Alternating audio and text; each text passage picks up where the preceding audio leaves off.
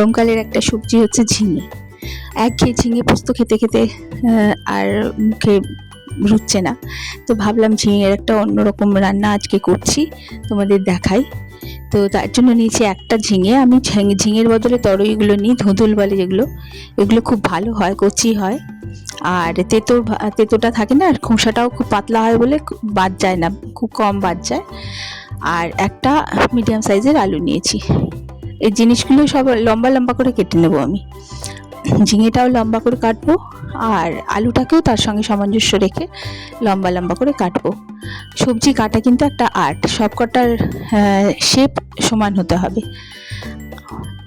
আর রেখেছিলাম একটু মুগের ডাল ভিজিয়ে, সবটা আমি দেবো না, অর্ধেকটা দেবো। প্রথমে সর্ষের তেল গরম করলাম। একবার রান্নাটা করে দেখো, রুটি দিয়ে ভাত দিয়ে সব কিছু দিয়ে খুব ভালো লাগে। দিলাম তেজপাতা, শুকনো লঙ্কা আর 5 ফোড়ন। খুব সুন্দর গন্ধ বেরোয় এই ফোড়নটা থেকে। 5 ফোড়নের সঙ্গে তেজপাতার কম্বিনেশনটা খুব ভালো হয়। এতে দিয়ে দিলাম প্রথমে ঝিঙেটা, একটু নাড়াচাড়া করে নেব। তোমরা ঝিঙের কি ভ্যারাইটি জানো, আর কোনো পদ জানো, আমাকে জানালে ভালো হয়, বা রেসিপি শেয়ার করো যাতে আমরাও শিখতে পারি। এবার আলুটা দিয়ে দিলাম। ঝিঙের থেকে প্রচুর জল বেরোয়, এখনো নুন দিইনি আমি। এটাকে ঢেকে ঢেকে একটু মজিয়ে নেব।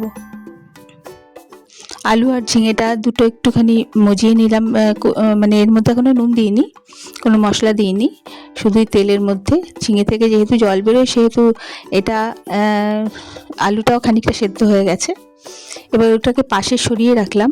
আমি এখানে দেবো একটুখানি তেলের মধ্যে আদা রসুন বাটা। আমি প্যাকেটেরটা ইউজ করছি। এখানে রসুন বাটাটা না দিলেও হয়, শুধু আদা বাটা দিয়েও খুব ভালো হয়। এটা নিরামিষ যারা খাবে শুধু আদা বাটা দিয়ে করবে। আমি একটু রসুনও দিয়ে দিয়েছি। আদা রসুন বাটাটা ওই তেলেই একটুখানি নেড়ে চেড়ে নেবো, নইলে কাঁচা গন্ধ লাগবে।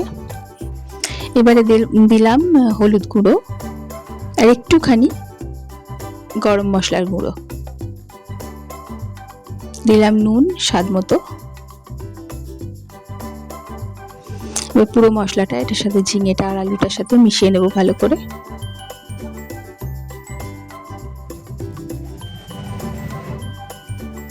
আমাদের চারিপাশে রাস্তায় এত আওয়াজ হয় না, তো সে আওয়াজটাকে ইগনোর করো। এবার দিলাম ভেজা মুগ ডালটা। ঝিঙে আর আলুর তুলনায় আমি খুব একটা বেশি দিলাম না, মানে 1.5 বড় চামচ, বড় টেবিল স্পুনের মতন 1.5 চামচ আমি দিলাম। এটাকে একটু নাড়িয়ে চাড়িয়ে এটার সঙ্গে ভেজে নেব। ঝিঙে থেকে অলরেডি জল বেরোনো শুরু হয়ে গেছে। এবার দিলাম একটুখানি কাশ্মীরি লঙ্কার গুঁড়ো, একটু রঙের জন্য।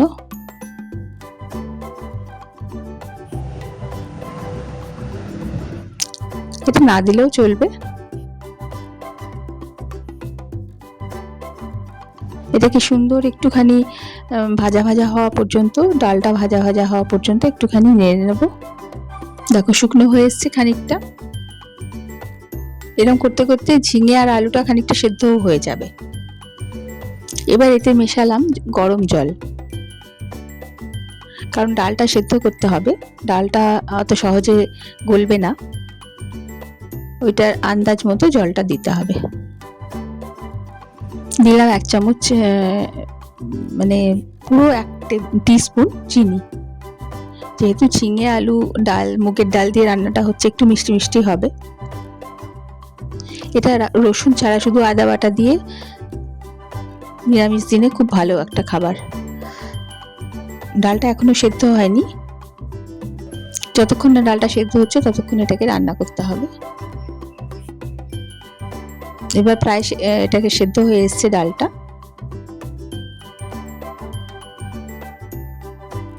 এবার এতে দেবো একটু ঘি।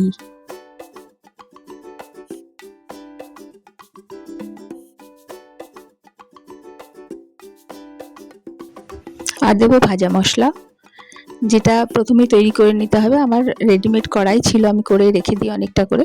এর মধ্যে আছে ধনে, জিরে আর গোটা গরম মশলা। ওগুলোকে শুকনো খোলায় রোস্ট করে নিয়ে গুঁড়ো করে রেখে দিতে পারো।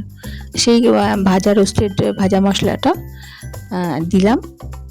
এটার জন্যই এটার স্বাদটা দ্বিগুণ হয়ে যাবে। এটা একটুখানি শুকনো মাখা মাখা করে নিতে হবে। এটা রুটি দিয়েও খুব ভালো লাগে। ব্যাস ঢেকে দিলাম স্ট্যান্ডিং টাইম দিয়ে। এবার পরিবেশন করব মুগ ডাল দিয়ে ঝিঙে। তো ভিডিওটা কেমন লাগলো, রেসিপিটা একবার করে দেখবে অবশ্যই, আর আমাকে জানাবে ভালো লাগলো কি খারাপ লাগলো। ভিডিও দেখতে থাকবে আর আমার পাশে থাকবে, লাইক শেয়ার কমেন্ট করতে ভুলবে না। আবার দেখা হবে কোনো নতুন ভিডিওর সঙ্গে। সবাই সুস্থ থেকো, ভালো থেকো।